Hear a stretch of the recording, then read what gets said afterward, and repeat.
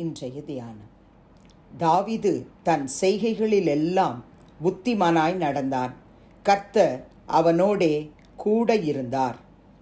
1 Samuel 18:14.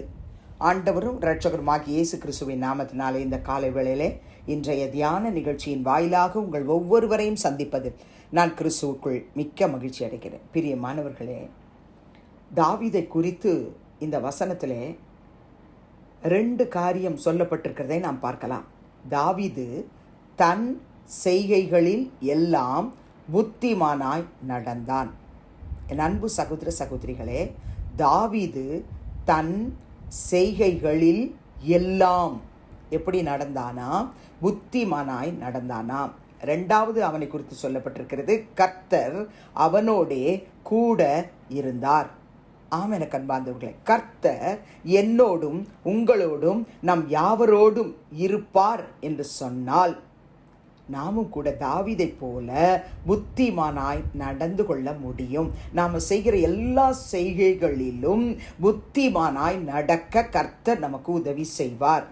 ஒருவேளை கர்த்தாவே, எனக்கு ஞானம், புத்தி, அறிவு எல்லாமே குறைவா இருக்கு, ஏசப்பா என்னை நீங்க ஆசீர்வதிங்கன்னு சொல்லி இந்த வசனத்தை வாசிக்கும் பொழுதே ஜெபிப்போம் என்று சொன்னால் கர்த்தர் முதலாவது சொல்வார், என் மகளே, என் மகனே, நான் உன்னோடு கூட இருக்க விரும்புகிறேன். நாம கர்த்தர்கிட்ட ஒரு சின்ன ஜெபம் இன்னைக்கு செய்ய போறோம். அப்பா, ஒவ்வொரு நாளும் தாவீதோடு கூட இருந்த எங்கள் கர்த்தர் என்னோடும் என் குடும்பத்தோடும், என் கணவரோடு, என் மனைவியோடு, என் பெற்றோரோடு, என் பிள்ளைகளோடு, என் உடன் பிறப்புகளோடு, என் தேசத்தில் உள்ள எல்லா கர்த்தருடைய பிள்ளைகளோடு, ஊழியர்களோடு, விசுவாச மக்களோடு கர்த்தாவே நீங்கள் அனுதினமும் கூட இருக்கணும். அப்பா, ஒவ்வொரு நாளும் கர்த்தர் நம்ம கூட இருந்துட்டார்னா பிரியமானவர்களே, நம்ம செய்கைகளிலெல்லாம் புத்திமானாய் நடந்து கொள்ள உதவி செய்வார். நமக்கு எந்த இடத்துலையும் அறிவில்லாமல் நடந்துக்கிட்டியே, புத்தி இல்லாமல் இப்படி செஞ்சிட்டியே அப்படின்னு யாரும் நம்மளை குற்றம் சாட்ட முடியாதபடிக்கு கர்த்தர் நம்மளை ஆசீர்வதிக்கணும்னா சிம்பிளாக கர்த்தருடைய வசனம் நமக்கு கற்றுக் கொடுக்கிறது, நான் உன்னோடு கூட இருக்கணும் அப்படின்னு கர்த்தர் விரும்புகிறார். கர்த்தர் அவனோடே கூட இருந்தார். நீங்கள் இதே 1 சாமுவேல் 18:5 பாருங்க. தாவீது சவுல் தன்னை அனுப்புகிற எவ்விடத்திற்கும் போய் புத்தியாய் காரியத்தை நடப்பித்ததினால் சவுல் அவனை யுத்த மனுஷரின் மேல் அதிகாரியாக்கினான். அவன் எல்லா ஜனத்தின் கண்களுக்கும் சவுலுடைய ஊழியக்காரரின் கண்களுக்கும் கூட பிரியமாய் இருந்தான். எல்லாருடைய கண்களுக்கும் தாவீது பிரியமானவனாய் இருந்தான். அவன் செய்கிற காரியமெல்லாம் புத்திமானாய் இருந்தது. எல்லாவற்றிலும் கர்த்தர் அவனோடு கூட இருக்கிறார் என்பதை எல்லாரும் அறிந்து கொள்ளத்தக்கதாக அவன் புத்திமானாய் காரியங்களிலே காணப்பட்டான். அது மாத்திரமல்ல, எல்லாருடைய கண்களுக்கும் கூட பிரியமானவனாய் இருந்தான். நீங்கள் 1 சாமுவேல் 10ஆம் அதிகாரம் 7ஆம் வசனத்தை வாசித்து பாருங்கள். சாமுவேல் தீர்க்கதரிசி சவுலை குறித்து சொல்லும்போது, இந்த அடையாளங்கள் உனக்கு நேரிடும்போது சமயத்துக்கு ஏற்றபடி நீ செய், தேவன் உன்னோடே இருக்கிறார்னு சொல்றார். பிரியமானவர்களே, தேவனாகிய கர்த்தர் சாமுவேல் தீர்க்கதரிசியின் மூலமாக சவுலை அபிஷேகம் பண்றார் ராஜாவாக. கர்த்தருடைய ஆவியானவர் உன் மேல இறங்குவார், நீ அவர்களோட கூட தீர்க்க தரிசனம் சொல்லி வேறு மனுஷனாவாய் அப்படின்னு தீர்க்கதரிசி சொல்றார். இந்த அடையாளங்கள் உனக்கு நேரிடும் போது சமயத்துக்கு ஏற்றபடி நீ செய், தேவன் உன்னோடே இருக்கிறார்.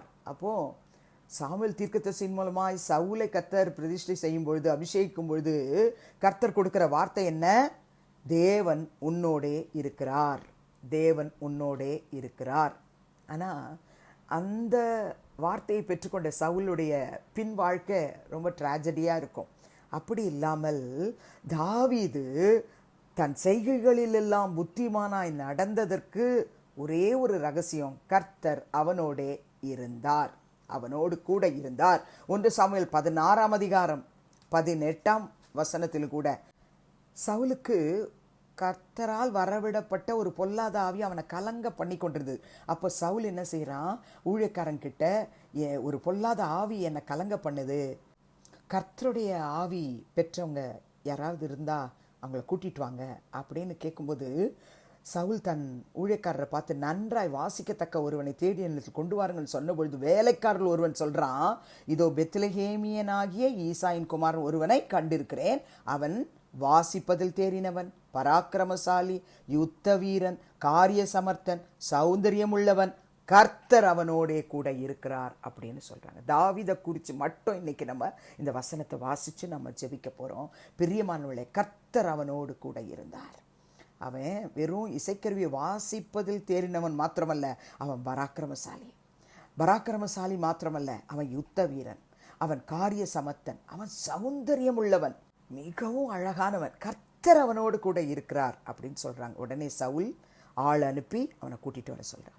அவன் வாசிக்க ஆரம்பிச்ச உடனே தேவனால் விடப்பட்ட ஆவி சவுலை பிடிக்கும்போது தாவீது சுரமண்டலத்தை எடுக்கிறான், தன் கையினால வாசிப்பானான். அதனால பொல்லாத ஆவி அவனை விட்டு விலகி போயிட்டான். பிரியமானவர்களே, இந்த நாளில் கர்த்தர் நம்மோடு கூட இருந்தார். நம்ம செய்கிற காரியங்களிலே நம்ம புத்திமானாக இருக்கிறது மாத்திரமல்ல, நம்மோடு கூட கர்த்தர் இருந்தால் எல்லாருடைய கண்களுக்கு பிரியமானவர்களாக இருப்போம்.